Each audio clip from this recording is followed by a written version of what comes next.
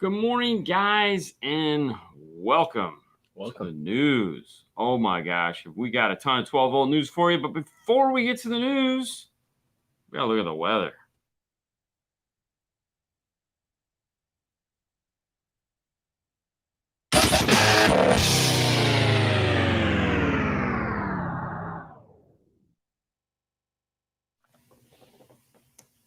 What's the weather today, Fernando? 72.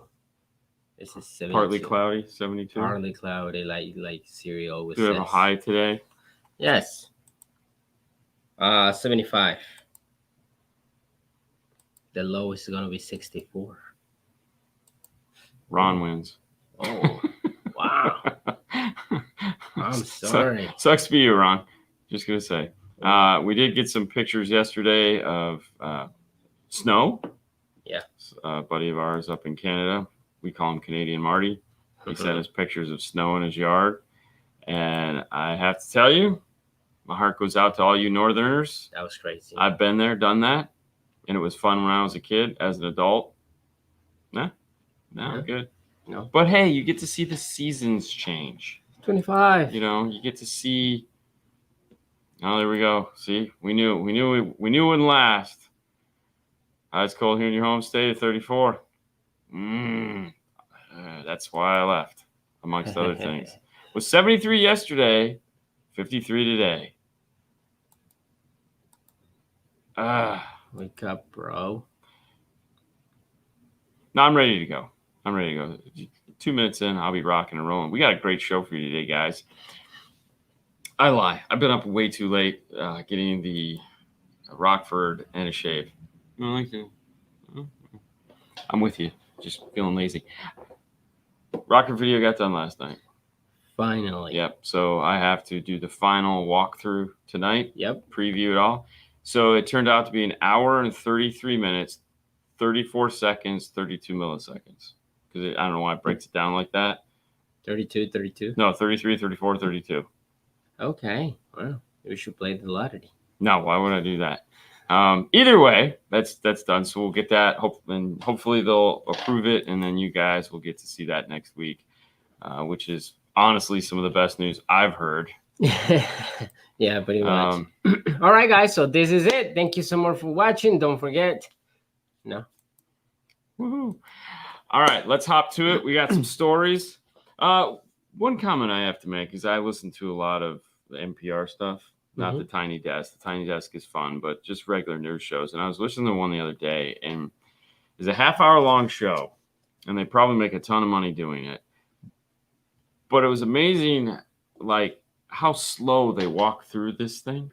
And I was like, man, we full tilt boogie to try to get through all the stuff we got to get through. Yeah. And these guys are, like, taking commercials and doing all this stuff. It's like, how does that even work? Like, the world is strange. But first news story up, we'll jump right into it. Let's get that.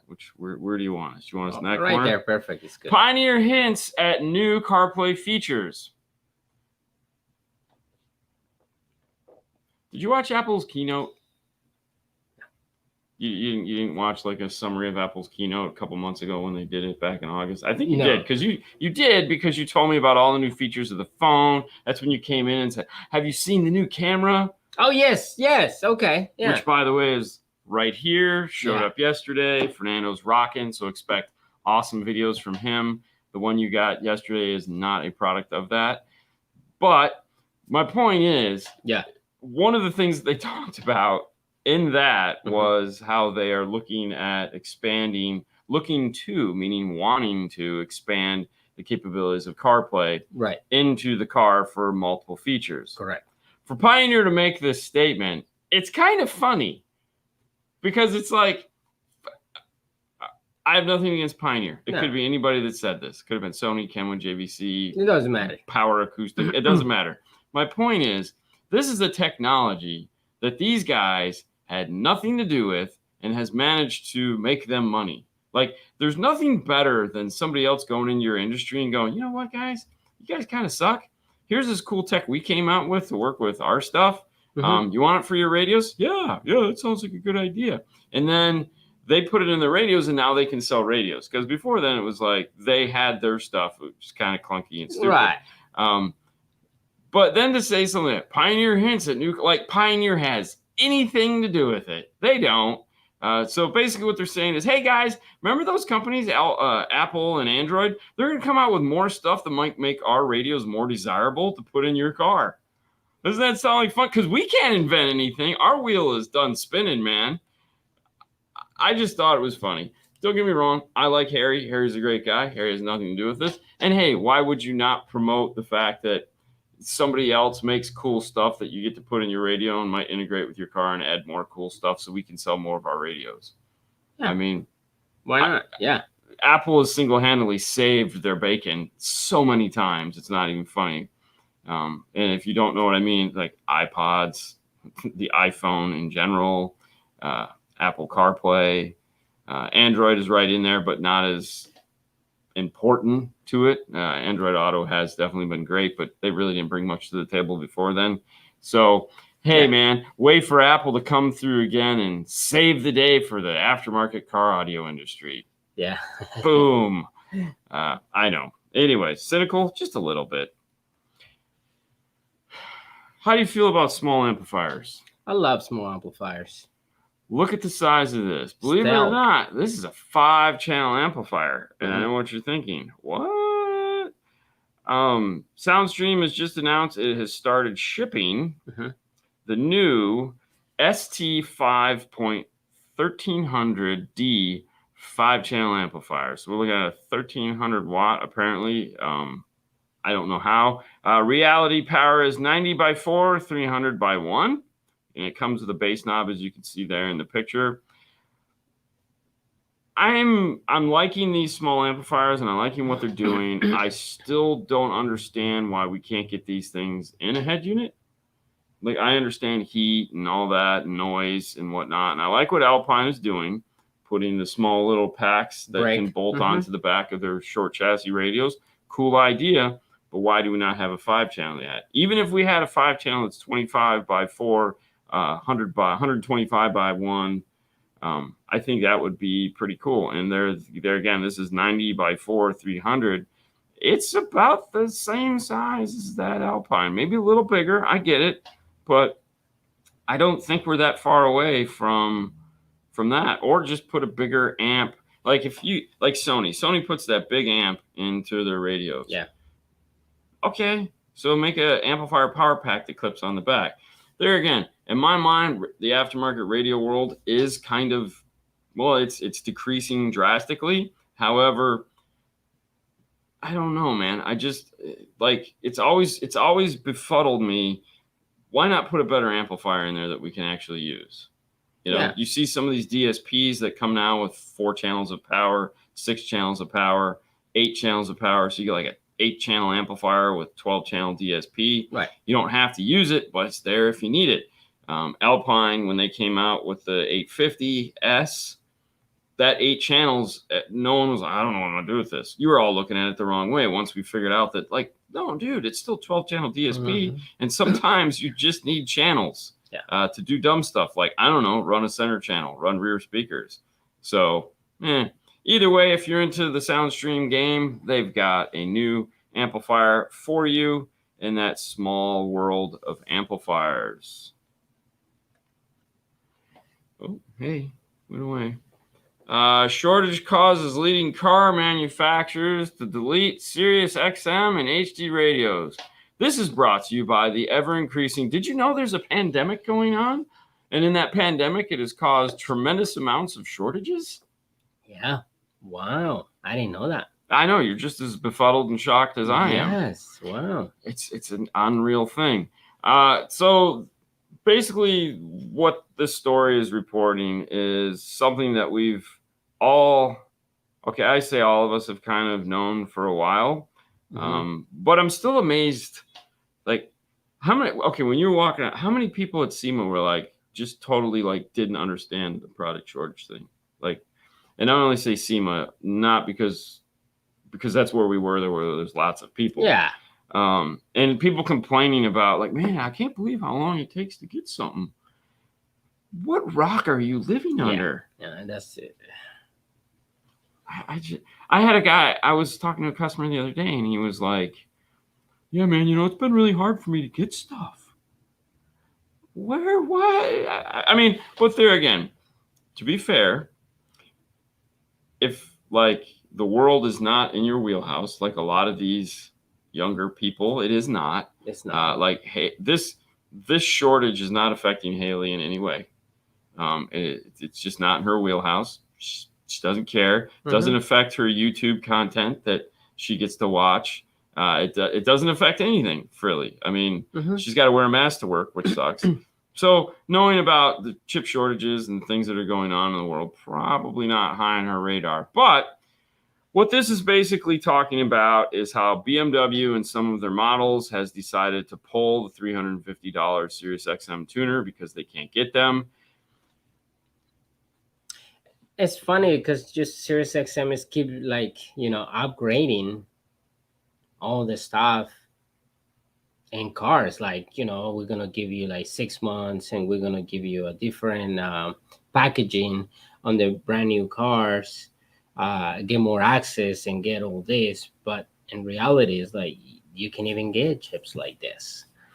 So, but here's immediately what I thought about. Back many years ago, when Sirius XM was a new thing, there was an industry where we put Sirius XM modules into cars. All right. Sometimes it was just the little roadies that attached to the dash, which were the bane of my existence.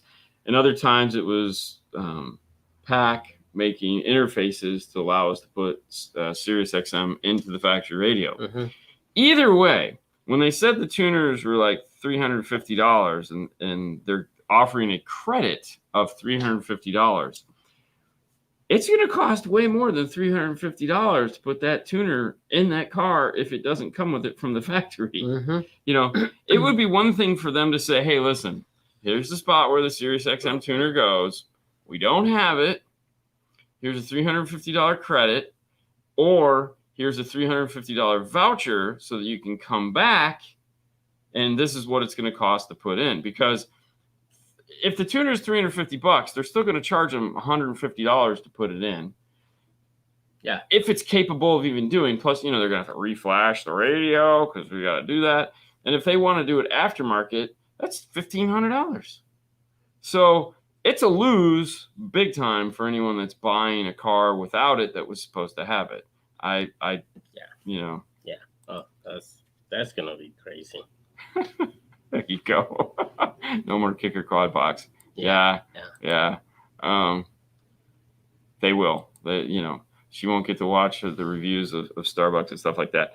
Now, of course, other manufacturers have taken out gas control efficiency modules, navigation systems. Basically, there's been a plethora of different things removed. HD radio, of course. So the chip shortage is doing strange things. Yeah. These, of course, are most of the stuff they're just reporting on because it is 12 volt. So they're giving us that side of things, which is cool. Let's move over to the next story. Actually, before we talk about that cool thing, I would just like to do this. I'd like to thank CE Outlook. Without CE Outlook, we wouldn't be able to bring you this half-hour news show about the 12-volt industry because we'd have to do way too much work finding stories for you to talk about. We basically just we go there, we take all the news that she's, put up for us, and we report it back to you. If you'd like to know more about these stories or read them and get your own opinion on them, we put links in the show we put links to the stories after the show in the show notes. That was a tongue twister. Yeah, that was a tongue twister for sure. There you go. A $350 for dealer work. That's like 15 minutes of credit. I agree. But we'd like to thank you, CE Outlook, for providing us with great content for us to give you guys our spin on the news. Now back to Jvc Ship's new waterproof amp. we've had the pleasure of already reviewing this. We've amp dynoed them. We've taken them apart. We've gotten our fingers all up inside of these. There's also a partner amplifier to it that's coming out from Kenwood. There's this particular product is going to be a 2-amp system where you get a Bluetooth amplifier as well as a standalone amplifier. Correct. You don't get both in the box, but you have an either or.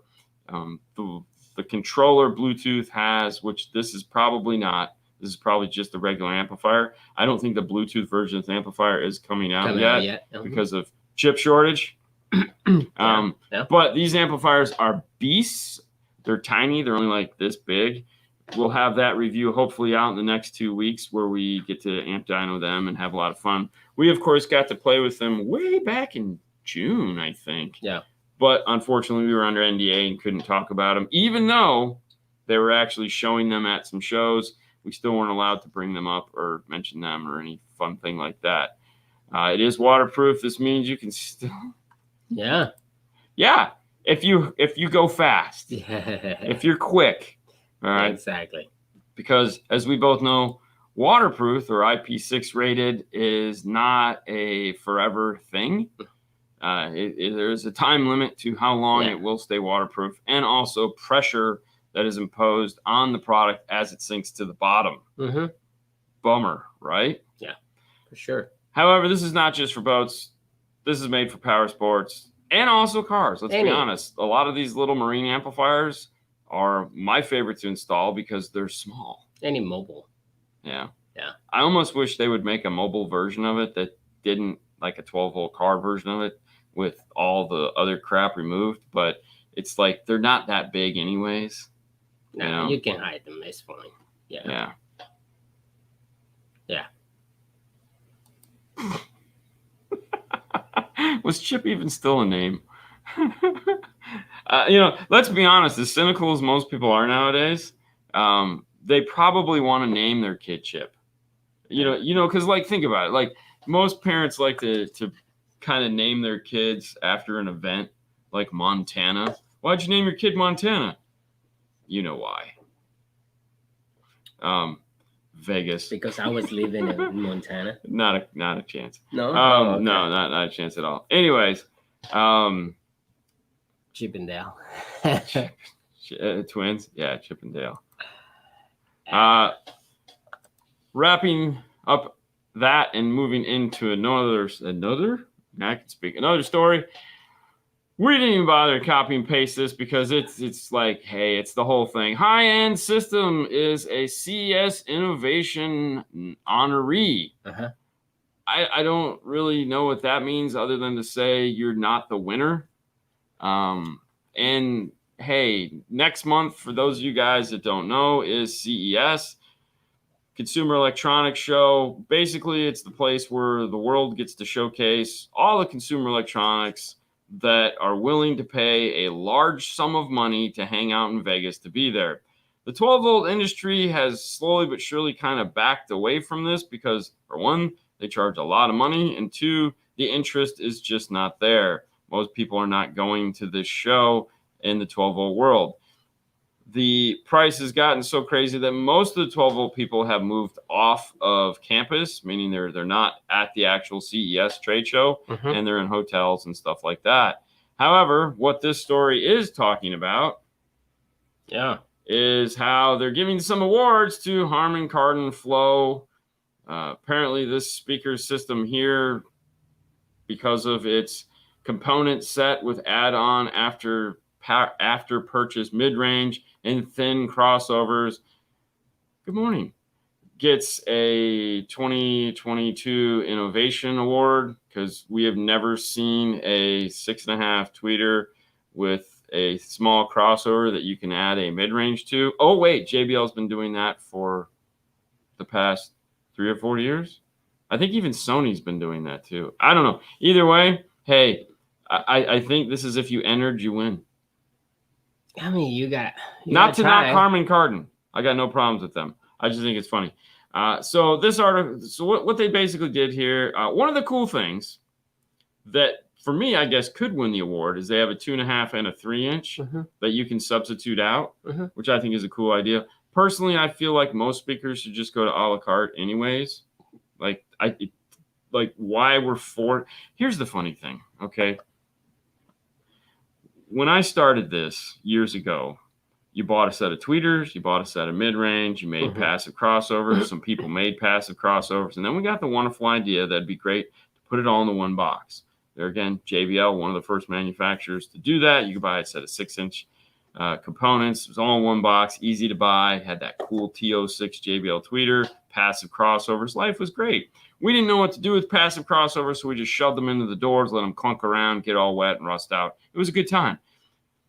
Moving forward to today, personally, with the way vehicles are made, and all speakers should be a la carte, okay? Meaning we should buy the mid-range, 6.5, 6x9, whatever it is. We should buy the passive crossover to go with it because, let's be honest, the passive crossover between a 6.5 and a 6x9, not really that different. It's just the top. So it's not going to affect the way the speaker sounds. We just need a passive crossover because we know not everyone's going to go active. We need a 2-way passive crossover. We need a 3-way passive crossover. There again, the difference between what a 2.5 and a 3.5 are going to play, not really crossover-wise that big of a deal. I just feel you should be able to buy everything a la carte. Like at some point, don't get me wrong, there are some manufacturers that do that, Audio Frog. Integra, not Integra. Morel uses the name for a line of speakers. That's what happens in the morning. Hybrid, sorry. Hybrid does that. Not Morel, the actual company Hybrid. You buy a la carte. So I feel like some of these speaker manufacturers need to do more of this. Like I can buy whatever mid bass I want, whichever tweeter I want, whichever, and some of them do, like Blam gives you the option to choose the tweeter in some cases. They also give you the what sort of sound signature do you want. So we are getting some variety. I just feel like we need more of it, especially in the high-end world. Being able to buy bits and pieces. I think they'll buy more and they'll spend more money because, like, if I'm going to do an active set, I don't want to pay for a $150 crossover. You know, it just doesn't make any sense to me. So hopefully one day we'll see that. It's not where the story was going, but it's what makes the most sense. And speaking of high-end, awesome, super expensive audio, oh yeah, the first F1 status system is available for you to enjoy. This was made by a company in Indonesia that does amazing work. I don't know which one because, like all cool things, they did not accredit that. Thank you, Alpine. This is in one of the vans. This is a rear seat limo style entertainment, meaning they pay somebody some money to drive them around and they get to sit in the back of the car and enjoy the system. But what's really cool about this is it gives us some of the first close-up pictures of what this product looks like. This is a Restyle radio over there in Asia. They still do those there other than Jeeps. Crazy, I know. You have the 3-way set mounted here in the rear doors, the tweeter, the 2.5, and the 5.25, 6.5-inch mid bass with a convenient blue ring around them. At first, I thought this was like they added the blue ring onto it, you know, like just to highlight the speaker. Really? Hold on. That was strange. That was Haley, by the way. We can blame her. Let's bring this back up. This is the DSP controller. It is not a head unit. That is why it can be mounted where it is mounted. Oh my God. It's coming through a computer we actually have no control over. So that's weird. Yeah. Hold on. All right. So no, I really like the whole install. You have two sets. You have two sets of components in the front and components in the rear. I really like that. Let me click this one here. And that was, of course, the DAC that you got to see. The amplifiers. There's the amplifier slash DSP unit, and as you can see, it has like, it looks like it has like XLR cable inputs, which is kind of cool. Oh my God! Click the X. Decline. Why'd you hit accept? We have no camera connected to it. Okay. Let's move along here, and here is the speakers. Now these are the things that don't click end broadcast. As much as the show has just jumped off the rails, let's not end it quite yet. Blowing up, not a good sign. She had a doctor's appointment today, so she could text me if it was that important. I know. Don't worry. But here's what we're looking at. We have the mid-range and tweeter. And can I zoom in here? You can. Nope, it's not letting me. No, you just grab you no, pad right here. No, it's not. All it's zooming in is the text. The picture doesn't change size. It's just zooming in that.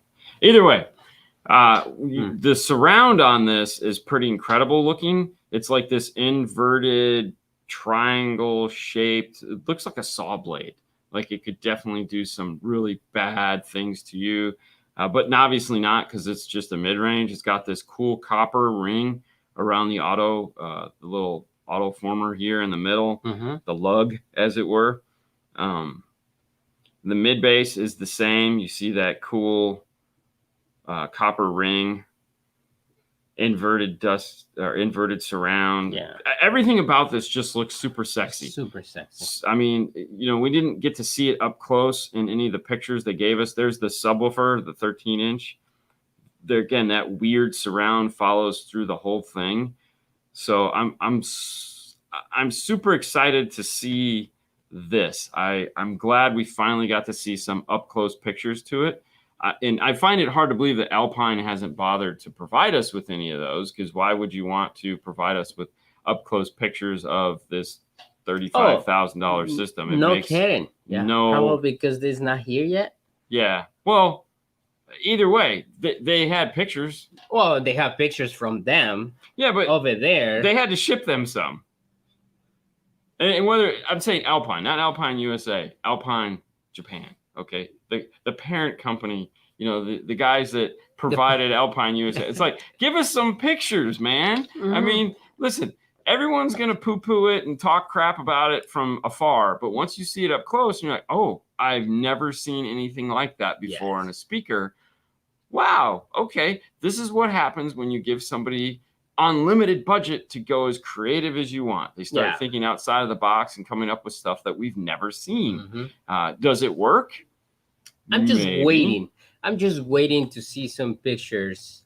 Oh, for sure. In cars of the F1 styles. Yeah. Like, what are these guys going to do with these systems? Can't wait. I just want to hear it. I don't want to possess it. I don't want to own it. I just want to hear it? I just want to hear it. I want to sit in a car that has it and has had it for more than a week. I want the thing is, like, okay, I'm going to hear it right now. But for me, it's like I have to hear it constantly so I can, oh, shit. Ooh, yeah. Yeah, but we've done that with enough of systems to where... I mean, the product is nice. The tune and all that. I don't know. I listen. You more than likely the car we're going to hear is going to be built by Alpine. Okay, because we know they're building a car. All right. Gary is going to be involved. I have no idea. That would be cool. He'd be under NDA and wouldn't tell anybody anyways. I think they're building it themselves because they have the time. Either way, point is, more than likely, if we hear a car, it's going to be Alpines. And if it's not perfect, if it's not the best representation of the product coming from the manufacturer, then I have no hope for the product. And this is why I would go with different people building the car, because different people have different expectations. Yeah, but Alpine is still going to tune it. That's fine. Tune it. That's all I'm worried about. I could care less about what it looks like. I just want to hear it. Yes, but then they can go after, and then somebody can tune it. When you do a final product, it's like, oh, we gotta take everything out. You're worried about what it looks like. I don't care. Yeah. I don't care what it looks like. That system looks phenomenal. I could care less what it looks like. I want to. They are speakers. Mhm. They don't have to look sexy. Yeah. They have to sound good. You could shine it as much as you want. Don't give a shit. Want to hear it. Yeah. So that's at you. the end of the day, well, no, it's the reality of it.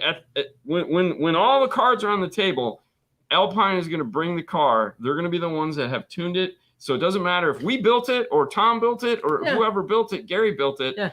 Alpine is going to be the last person to touch it and say, this is the best representation of our speakers. How many manufacturers we saw did they have systems in the cars and they suck, but they look beautiful and everybody's like, oh wow. That's why I said I don't care how it looks. My objective is to hear it. Right.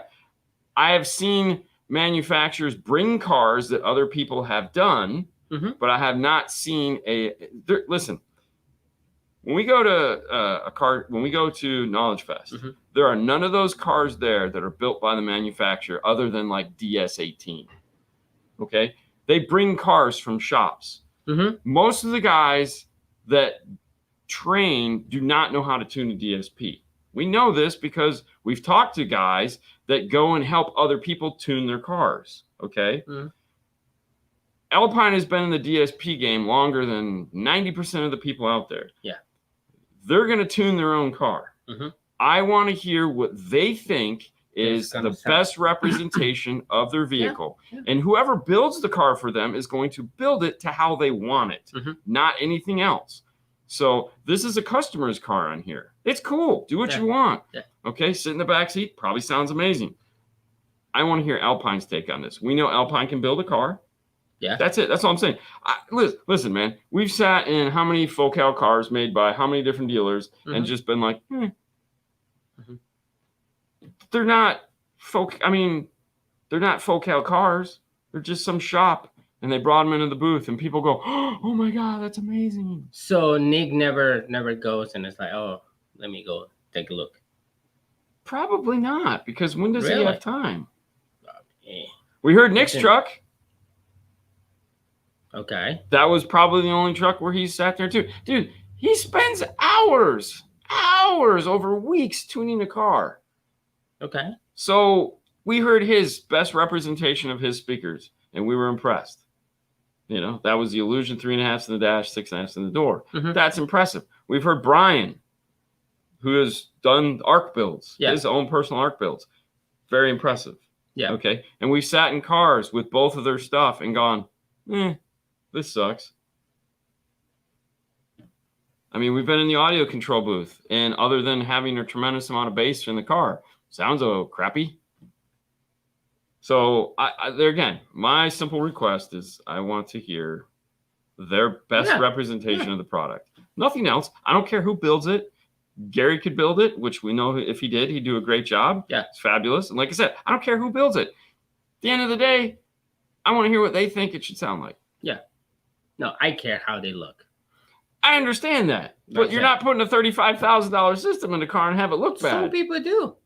Yeah, but Alpine's not going to do that. Okay. Dude, it's just history. Sinister 6. Oh, that looks like crap. No, every car that Alpine has ever built has been the next evolution in like, holy shit, dumb. Every car they've ever built. Okay. This is what I got to deal with every day. Sure. I mean, that's what you say. Yeah. All right, guys, this has been the news. Thank you so much for tuning in today. You got to see an early morning rant. We love to agree to disagree. This is what we get to do when we're not on camera. You guys just got a little part of that. I have a lot to say, but... No, you don't. Yes, I do. All right, well, we'll continue next Friday when we bring you the news back. Thanks so much for tuning in this morning, guys. You guys have a great rest of your day. Bye. Bye.